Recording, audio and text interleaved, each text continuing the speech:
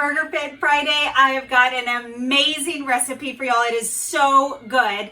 We're going to be making glazed Brussels sprouts with the Dijon Koops mustard, and I've got off to the side right now, and I'll show you when I plate it. I've got the kohlrabi BURGERFIT burger. I know what you're thinking. Why didn't I do the Brussels sprout and raisin BURGERFIT burger to go with the glazed Brussels sprouts? But that would be overdoing Brussels sprouts in one meal, I think. So let me show you what I'm doing for the glazed Brussels sprouts. I've got here some rough chopped bacon. It was really thick, so that's why I chopped it up instead of just leaving it as strips, so it'll cook more evenly. I'm gonna go ahead and throw this in the oven, and I've got it at 425, so I'm gonna leave it there. I'm gonna throw this in. And that way the fats can start melting down while we mix together the rest of the ingredients, and then I'm gonna throw it all together. So I'm gonna call this the 3-2-1.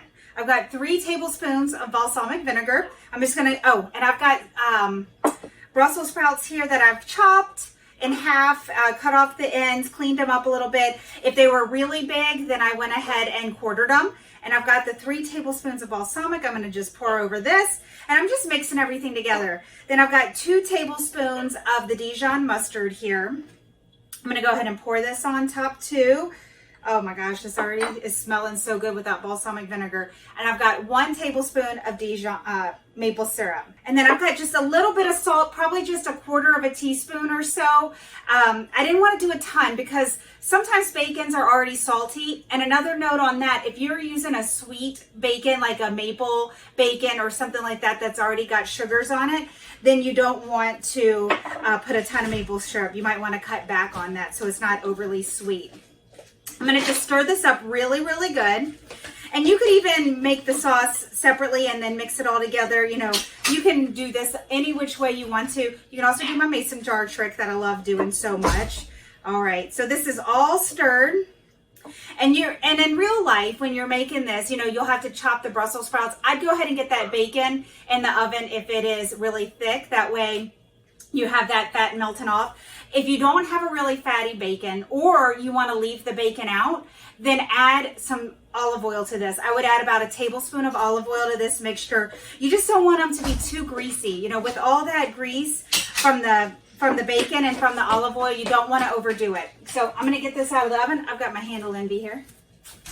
Oh, these, even in just that quick time, these are already getting all nice and shiny, getting that fat broken up. So I'm going to throw this in there. I'm going to make sure to get all that nice juice that we made too from all the ingredients, because I want that to be cooked in there really well. And then I'm just going to kind of spread everything out.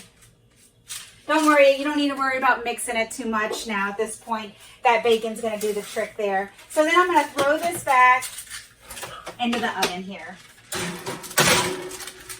I'm going to let this cook. I'm going to check it around 20 minutes. I might give it a nice little stir and then cook it for maybe another 5 or so minutes, but we'll be back in a few. All right, I just got these out of the oven, and oh my gosh, they're so beautiful. We've got little crispies from some of the outside layers of the Brussels sprouts. The bacon is nice and crispy. It was in there for 20 minutes on the dot. And I usually do it all at once like that because I just think it's easier and tastes better that way. I'm gonna kind of just stir it up a little bit in here. You can see there's some little black spots in here. That's that maple syrup that browned in the oven as well. I'm gonna get a nice stir, make sure we soak up some of that bacon fat from cooking. Like I mentioned, we didn't use the olive oil in my recipe because we were doing it with the bacon. And I'm gonna put a little bit on this plate. I got my handle envy right here so my hand doesn't get burned. And I've got it with that kohlrabi BURGERFIT burger that I put over spinach greens. And I did a little goat cheese. You know, that's my favorite way to eat a BURGERFIT burger.